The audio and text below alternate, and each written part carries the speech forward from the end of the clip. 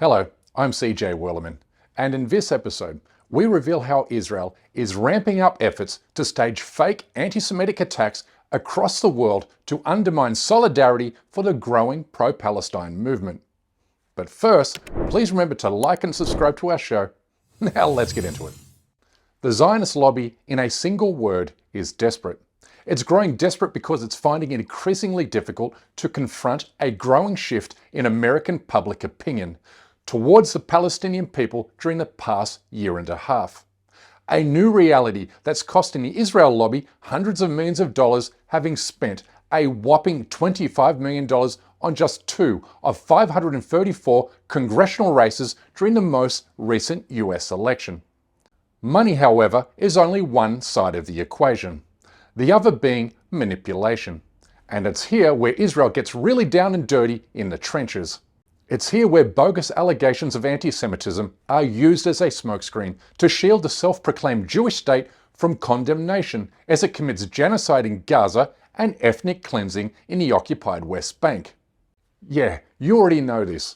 But what's new here is the way in which Israel and its allies are staging, manufacturing, and sponsoring fake anti-Semitic attacks in Western countries to garner sympathy for the dying Zionist state. There's been a huge twist in the investigation of anti-Semitic attacks across Australia. The Australian Federal Police now investigating the possibility that some of the perpetrators may have been paid by foreign actors to commit hate crimes. In Camperdown, a 33-year-old man is arrested over an alleged attempt to burn down a synagogue in Sydney's inner west. A second man is still yet to be arrested, but we expect to make an arrest shortly. But some of those responsible might not even be in the country. The Federal Police dropping this bombshell. We believe criminals for hire may be behind some incidents. And that those criminals for hire may be recruited and paid by someone overseas. It would appear that some of these are being perpetrated by people who don't have a particular issue, aren't motivated by an ideology, but are paid actors. While Channel 10 chose not to identify Israel by name in its report, it really didn't need to, because it's patently obvious that Israel, and only Israel, has everything to gain from manufactured anti-Semitic attacks. And as someone who has long covered the Israel lobby's intimidation tactics against Australian media outlets, I'm acutely aware of the pressure and threats journalists and editors have to endure when reporting the Israeli-Palestinian conflict. An unfortunate reality laid bare by more than 200 journalists and editors at the national broadcaster ABC Australia, who complained about being pressured into favouring the Israeli narrative over objective reporting. We have seen 2 journalists terminated during the past 2 months alone because they shared a tweet posted by Human Rights Watch, which accurately stated basic facts about Gaza. Now, it's one thing for news outlets to cower to pressure and intimidation from the powerful Zionist lobby. But it's another thing altogether when some of these very same news media organisations invent false stories to vilify Palestinians and Muslims on behalf of the Israeli government, which is exactly what happened at the Daily Telegraph on February 14, when it hired a paid actor to enter a Muslim-owned cafe in Sydney wearing a Star of David t-shirt, in hope of provoking an anti-Semitic response from the cafe's owners and staff. Cairo Takeaway Cafe is buzzing when a man wearing a Star of David cap walks in and orders a hibiscus tea. He moves to the back of the cafe, wearing glasses with a camera.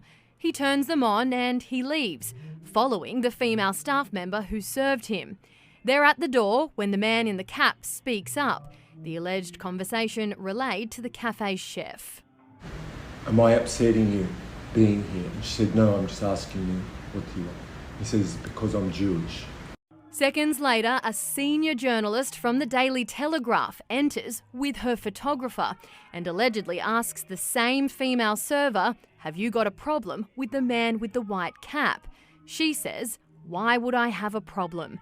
Eventually they leave, the cafe worker not far behind, and she's now the one with the camera.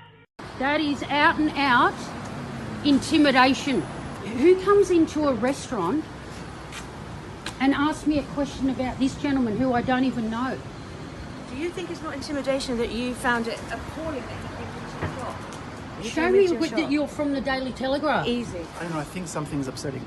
It was all part of a stunt planned by the Daily Telegraph, allegedly called Undercover Operation. A leaked planning document reads, "Meet Gussie at Holt Street. Call on arrival at 9 a.m.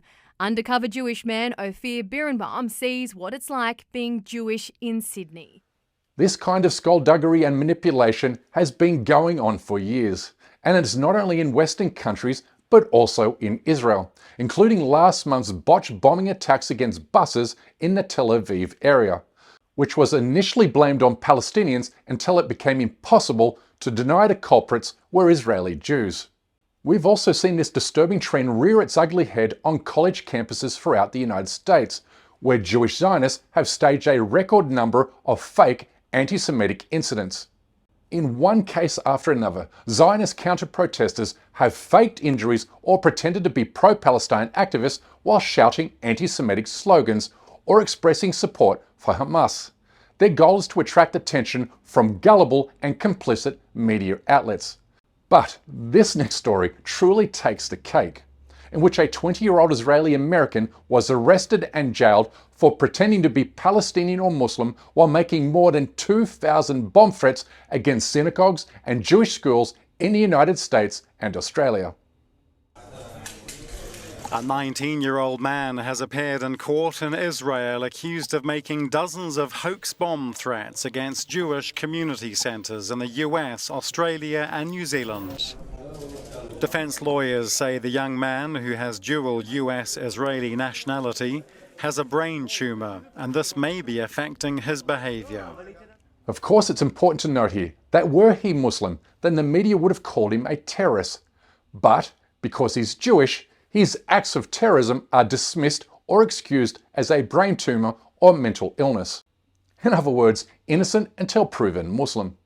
Sometimes these fake anti-Semitic attacks are comical and easily recognisable, as was the case with this Jewish city councillor in France, who pretended to be attacked during a pro-Palestine rally, after throwing himself to the ground like he was being hit, but as you can see with your own eyes, nobody touched him.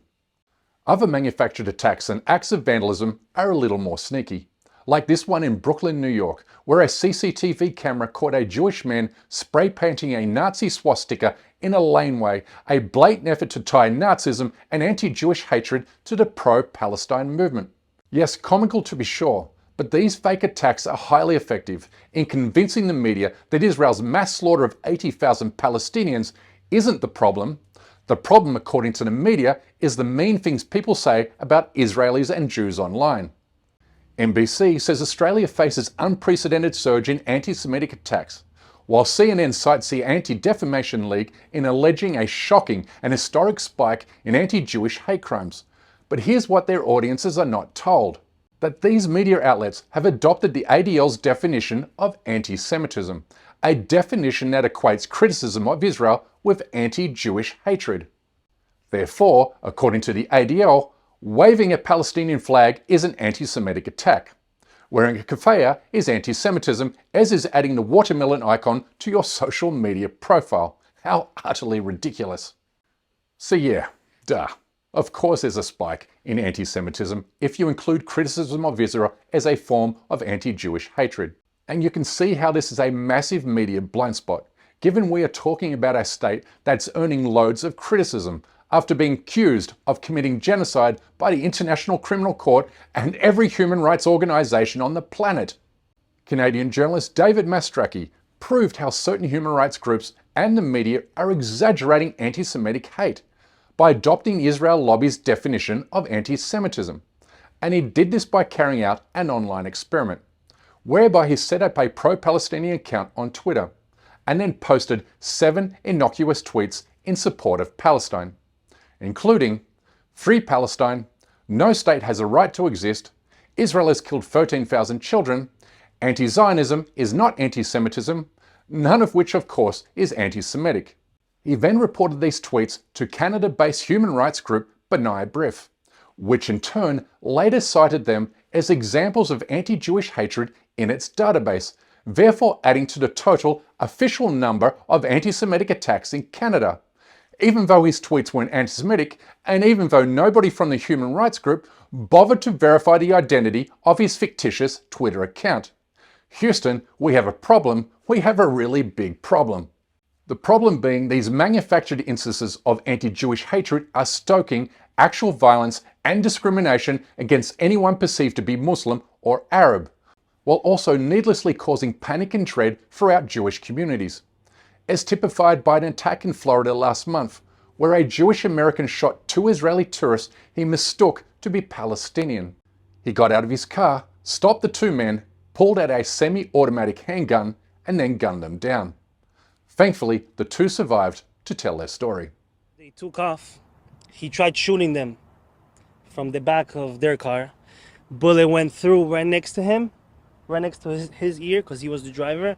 And he was holding his dad's head because he thought the dad got shot in the head. Surveillance video shows the men trying to get help from a nearby business. The suspect was quickly arrested. In the arrest form, it says Braffman told detectives he saw 2 Palestinians and shot and killed both. The victims and the suspect did not know one another. Father and son say it was a miracle neither were seriously hurt. Australian Test cricket superstar Usman Khawaja slammed his government for sweeping anti-Muslim violence under the rug, while Zionist actors carry out a string of fake attacks against synagogues in the country. This double standard between alleged anti-Semitic rhetoric and actual anti-Muslim violence exists because Islamophobia has become normalised and institutionalised in Western countries. My consultations revealed a landscape littered by Islamophobic brushes with humiliation and violence and hatred and discrimination. And the ordinariness of it was what was very surprising. The fact that Islamophobia is taking place in very normal circumstances, in normal surroundings, such as shopping malls, at the beaches, on the public transport, even in schools, even amongst neighborhoods. Now, the surprise for me in discovering this landscape littered by Islamophobia was the number of people that are not reporting Islamophobic incidents, and that was a surprise to me. This is also a massive problem in India, where 200 million Muslims have become targets of Hindu nationalism and the Indian government. It's where nefarious and sophisticated social media armies routinely manufacture fake news to incite violence against Muslims and to marginalize them as foreign invaders. Hindu nationalist groups and individuals achieve these aims by staging fake attacks against Hindu temples and shrines before blaming them on Muslim communities with a goal to incite mob lynching attacks against them, as has happened on a near-weekly basis since Modi came to power in 2014. Zionists and Hindu goons are 2 peas in a pod, which explains why thousands of Hindus in India volunteered to kill Palestinians in Gaza. And it also explains why Israel and India have become inseparable allies during the past 18 months, an alliance that should shake you to your core, given India wants to do the same thing to Kashmir as Israel is currently doing in Gaza to destroy and displace. These are troubling times, so please, all eyes on Palestine and all eyes on Kashmir and India. But that's my time for today, and I wish you and your loved ones a blessed Ramadan. And while you're here, please don't forget to subscribe to this channel, and we kindly ask that you please support our effort to expose and confront injustices in the Muslim world by becoming a member of this show at patreon.com/CJWerleman. We can't produce, sustain and grow the show without your help, and we offer exclusive benefits to those who do. But for now, good evening, good morning, wherever you are, and stay blessed.